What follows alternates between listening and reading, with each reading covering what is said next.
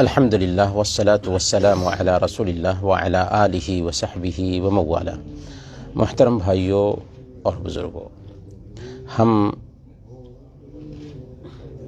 زکوٰۃ کے احکام اور مسائل کے حوالے سے جانکاری حاصل کر رہے ہیں۔ ہم نے پچھلے درس میں سونا چاندی اور نقدی سکہ کے زکوٰۃ کے طریقہ کار کو جانا تھا۔ آج ہم جانیں گے کہ تجارتی سامان اسی طریقے سے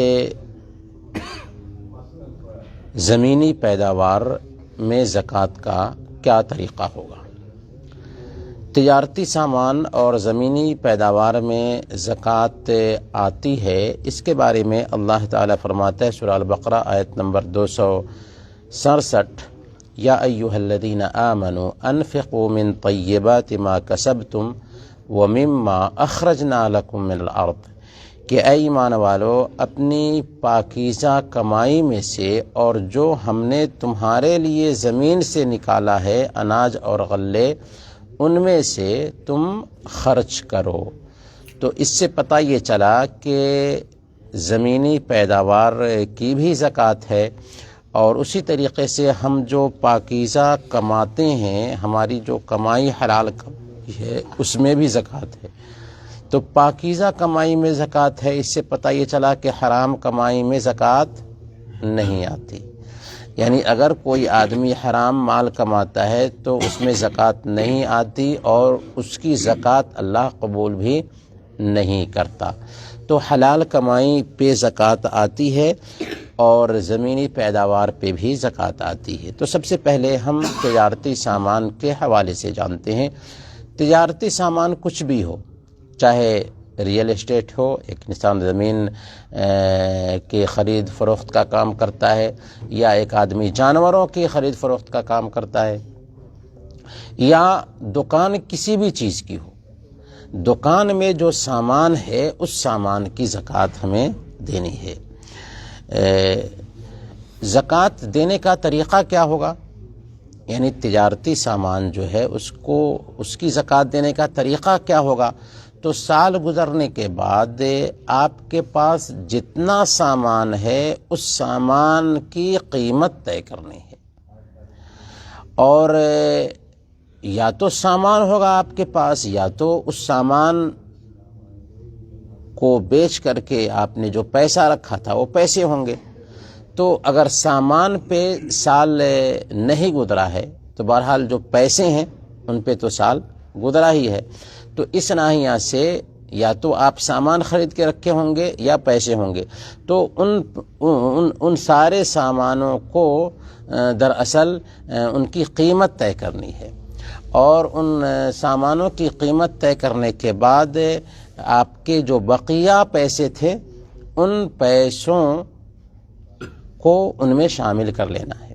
یہاں تک کہ ہمارے پاس اگر ایسے پیسے بھی ہیں جو ہم نے کسی کو قرض دیا ہے اور وہ قرض قابل واپسی ہے، ہم نے بینک میں کچھ پیسے رکھے ہوئے ہیں اور ان پیسوں پہ بھی سال گزر چکا ہے، تو ان سارے پیسوں کو جمع کرنا ہے اور پھر ان کو تقسیم کرنا ہے 40 سے، نتیجہ آ جائے گا۔ کیونکہ ہمیں تجارتی سامان کی بھی زکوٰۃ دینی ہے 2.5 یعنی 2.5% یعنی 40واں حصہ زکوٰۃ کے طور پر نکالنا ہے۔ لیکن اس سے پہلے ہم جان چکے ہیں کہ جو چیزیں آلات کے طور پر ہوتی ہیں یا مشینیں ہوں گی کمپنی میں، تو ان مشینوں پہ زکوٰۃ نہیں ہوگی، آلات پہ زکوٰۃ نہیں ہوگی، دفاتر پہ، الماریوں پہ زکوٰۃ نہیں ہوگی، یا جو استعمال کے لیے چیزیں رکھی جاتی ہیں ان پہ بھی زکوٰۃ نہیں ہوگی۔ اب رہی بات زمینی پیداوار کی، تو زمینی پیداوار پہ بھی زکوٰۃ آتی ہے، لیکن اس کا نصاب کیا ہوگا؟ تو اس کا نصاب یہ ہے، صحیح بخاری اور صحیح مسلم کی روایت ہے، اللہ کے نبی صلی اللہ علیہ وسلم بیان فرماتے ہیں، لیس فیما دون 5 اوسق صدقہ، کہ 5 وسق سے کم اناج میں صدقہ نہیں ہے۔ گویا کہ 5 وسق اگر ہمارا اناج پہنچ جاتا ہے تبھی اس پر زکوٰۃ آئے گی۔ 5 وسق کی مقدار کتنی ہوتی ہے؟ تو موجودہ حساب کے اعتبار سے 5 وسق کی مقدار 653 کلو گرام ہے۔ یعنی اگر کسی کے پاس اناج 653 کلو گرام ہو جاتا ہے تو اس پہ زکوٰۃ ہے، اگر اس سے کم ہے تو اس پہ زکوٰۃ نہیں۔ کچھ علماء نے، شیخ ابن عثیمین نے 612 کلو گرام طے کیا ہے، حافظ محمد گوندھلی رحمۃ اللہ علیہ نے 630 کلو گرام طے کیا۔ اس لیے احتیاط اسی میں ہے کہ اگر 600 کلو گرام کسی کے پاس اناج ہو جاتا ہے تو بہرحال اس کو زکوٰۃ نکالنی چاہیے اس اناج میں۔ لیکن یہاں پر سب سے اہم مسئلہ جو جاننے کا ہے وہ یہ ہے کہ اگر اناج 2 طرح کا ہے تو کیا 2 طرح کے اناج کو مکس کر کے نصاب تک پہنچانے کی کوشش کی جائے گی؟ تو یاد رکھیں، اگر اناج ایک ہی جنس کا ہے، جیسے چاول ہے، چاول کی مختلف شکلیں ہوتی ہیں، گیہوں ہے، گیہوں کی بھی مختلف شکلیں ہوتی ہیں، جو ہے، جو کی بھی مختلف شکلیں ہوتی ہیں، تو اگر ایک ہی جنس کا وہ اناج ہے تو ایک جنس کے اناج کو مکس کیا جائے گا۔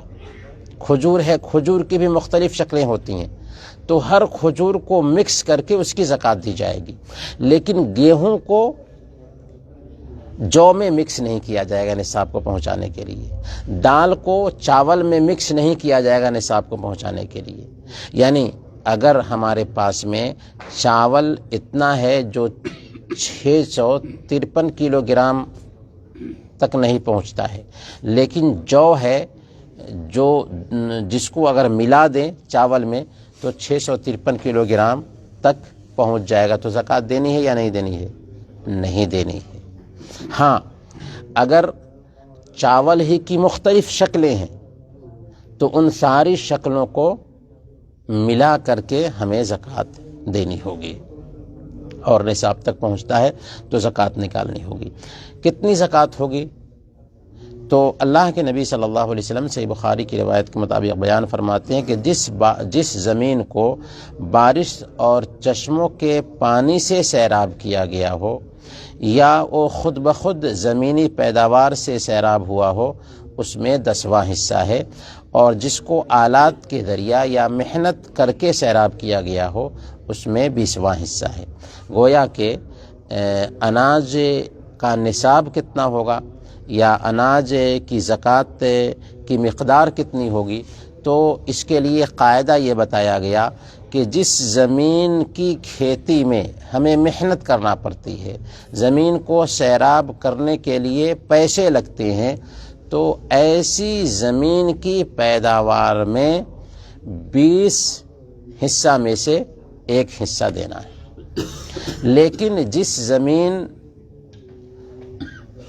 کی سیرابی میں، جس زمین کی کھیتی میں ہمیں محنت نہیں کرنا پڑی ہے، محنت کرنا پڑی ہے، جس زمین کی محنت نہیں کرنا پڑی ہے، یعنی اصولی بات یہ ہے کہ جس زمین کی سیرابی میں ہم نے محنت کیا ہے، تو محنت کرنے کی وجہ سے اس میں پیسے ہمارے لگے ہیں زمین کو سیراب کرنے میں، یا پھر یہ ہے کہ اپنی محنت لگی ہے، زمین کو ہم نے اپنی محنت سے سیراب کیا ہے، تو اس ناحیہ سے ہم اناج 20 حصہ میں سے 1 حصہ نکالیں گے۔ لیکن جس زمین کو سیراب کیا ہے بارش نے، یا نارمل پانی وہاں پر پہنچا اور اس طریقے سے زمین سیراب ہو گئی، تو ایسی حالت میں اس زمین کی پیداوار میں سے 10 حصہ میں سے 1 حصہ نکالے گا، یعنی 10واں حصہ نکالنا ہوگا۔ سمجھ میں آیا؟ سمجھ میں آیا یا نہیں سمجھ میں آیا؟ آیا یا نہیں سمجھ میں آیا؟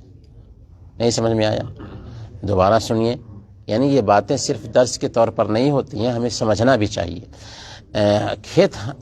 کھیتی ہم کرتے ہیں تو کھیتی میں سے جس زمین کو ہم نے پٹایا ہے، بارش کے پانی سے ہو، جیسے بارش ہوئی تھی پانی اور کہیں پہ پانی جم گیا تھا اور ہمیں محنت کی اور محنت کر کے ہم نے پانی لانے کی کوشش کی ہے، یا پیسے خرچ کر کے ہم نے پائپ سے زمین کو سیراب کیا ہے، تو اگر محنت سے ہم نے زمین کو سیراب کیا ہے تو ایسی زمین کی پیداوار میں سے 20 حصہ میں سے 1 حصہ دینا ہے۔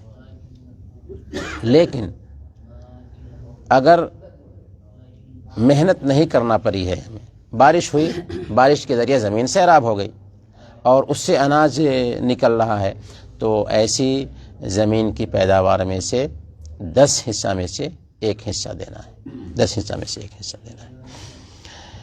یہاں پر ایک بات بھی یاد رکھنے کی ہے کہ زمینی پیداوار پہ سال گزرنا ضروری نہیں ہے۔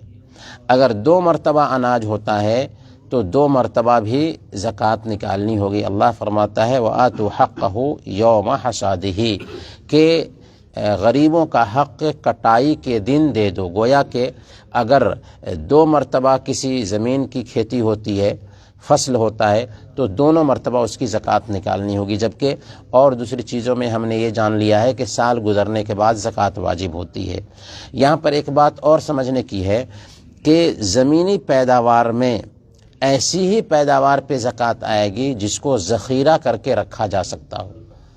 جس چیز کو ذخیرہ کر کے نہ رکھا جا سکتا ہو، بہت سارے پھل ہوتے ہیں یا ساگ سبزیاں ہیں، ان کو ہم ذخیرہ کر کے نہیں رکھ سکتے، کیونکہ اگر ہم رکھیں گے تو وہ چیزیں خراب ہو جائیں گی۔ تو جن چیزوں کو ذخیرہ کر کے نہ رکھا جا سکتا ہو ان پہ زکوٰۃ نہیں آتی ہے۔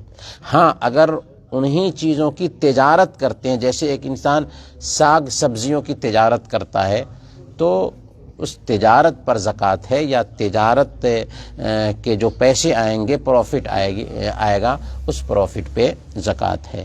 تو یہ کچھ مسائل تھے جو اہم تھے جنہیں سمجھنا تھا۔ وصلی اللہ علی نبینا محمد وعلی آلہ وصحبہ اجمعین۔